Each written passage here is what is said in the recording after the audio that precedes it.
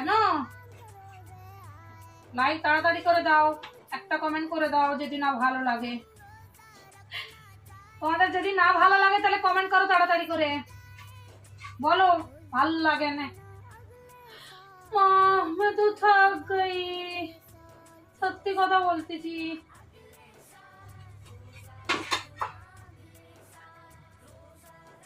এ দেখো কত বানিয়েছি।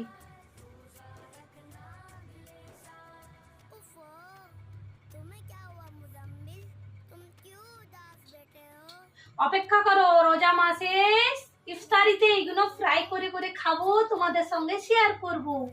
একটু অপেক্ষা করো, এখন ফ্রাই করব না, এখন সব ডিপ ফ্রিজারে রেখে দেবো, তারপরে ইফতারিতে বার করে করে ফ্রাই করব। তো কেমন হয়েছে লাইক কমেন্ট করে জানাবে।